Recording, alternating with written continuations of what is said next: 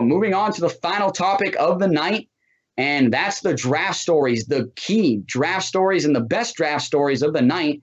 And that was the Najee Harris story and the Kwity Paye story.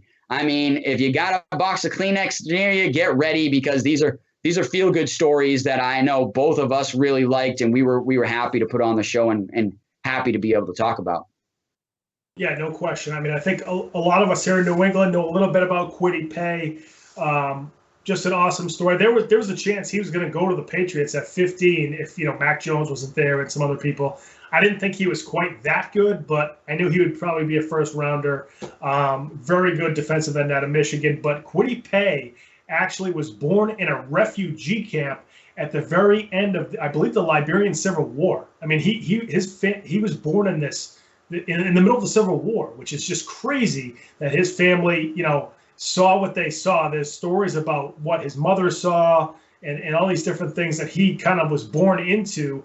They were able to get out of there when I think he was still a year old or just less than a year old. They ended up settling in Rhode Island. He ended up going to Bishop Hendricken in high school. Hendricken, for those who don't know, it's a good sports high school in Rhode Island. Bishop Hendricken always got a good hockey team, basketball team, baseball, football.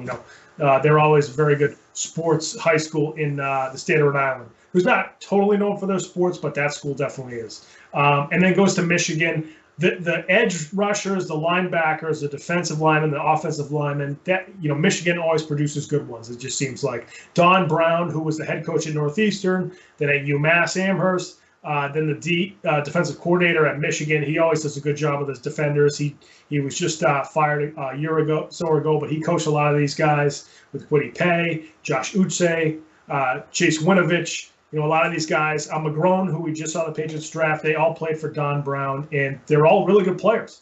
And Kwity Paye is just another one of those guys. So it's just crazy what he was born into and all the things he's gotten through with his family. And then for him to be a first-round pick, I mean, no matter what happens in his career, to be a first-round pick, you got 4 years of making millions of dollars to help a family like that. Just an unbelievable story, rising up from such difficult circumstances to get to the NFL is crazy. There's a lot of those stories on nights like that, but Kwity Paye's was just crazy great, and it was awesome to hear. Brandon, I'm going to let you talk about Najee Harris, but I'm sure you want to talk about Kwity Paye as well. Yeah, I mean, they were both such great stories. And to fill you in, Don Brown got hired to be the defensive coordinator at Arizona now. Right. So he's looking to step up that program. So I'm a huge Don Brown fan, looking to see what he can do over there in Arizona. But yeah, these stories are amazing. I mean, these are the stories that you want to see on draft night.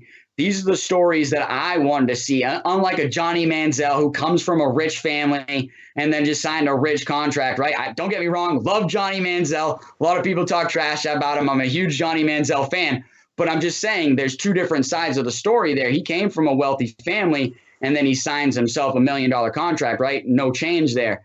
Kwity Paye coming from this story of escaping 2 civil wars in Liberia, the things that his mother seen and the things that his mother escaped to be able to come to America and live the American dream. She worked 2 jobs full time to send him to private school in Rhode Island. And then he now said, hey, Mom, you're done working now. You're retired now that I'm in the NFL because you've done everything to get me to this point. So I appreciate that. And I love seeing that. I think that was a story that touched everybody's heart. Hearing a son tell a mother that has sacrificed and done so much for him to get him to this point, and he's acknowledging that and recognizing it, I think was amazing. But then Najee Harris, such a great story, and what a great young man Najee Harris is. Grew up in a homeless shelter and was homeless for a few years, living on the streets and living out of a car. And then, like I said, lived out of a homeless shelter for, I believe, 2 or 3 years. He went back there and had his draft party at that same homeless shelter to show just how much it is full circle, but also, I think, to show just how much he is going to be a part of the community in Pittsburgh and how he's going to help the community in Pittsburgh, but also about how he's going to help the community that he came out of as well and help that homeless shelter going forward. So I think Najee Harris, man, just like I said, what a great young man, an excellent young man. I love hearing him speak. He carries himself so well. that's just one of those guys where it's just like, man, it's a first-round draft pick that you do not have to worry about. Obviously, on the field, he's amazing. He could have been in the Heisman Trophy or talks, I think, as possibly being the Heisman Trophy over Devontae Smith because he was that great of a player, had that great of a college career, but then gets drafted to a great team, Pittsburgh Steelers, obviously the Iron Curtain feel. Let's run this guy. Let's run him downhill. A team that just lost Connor, right? Connor's going away in free agency, so now they fill it with a better running back, honestly. Najee Harris is much better than James Conner, so they have upgraded in this position now. But this is, like I said, two great stories here, and it's really hard. I think this is 1 and 1A if you're talking about feel-good stories. And if I had to pick one, though, I'm probably going with the Najee Harris story because I just think, like I said, I think he's just such a quality young man, and I'm really looking forward to seeing what both of them can do in the NFL going forward. Yeah, no question. I think the other thing with Harris having that party at the homeless shelter for the kids before the draft too is it's not only, going back to where he came from, but also, showing those kids you can do this too. Just because of the circumstances that you're in right now, even though they can be tough, just like me, you can get out of this. You can get into school. You can play football. You can be a musician. You can be an astronaut. It doesn't matter. You can get out of this and you can go be something.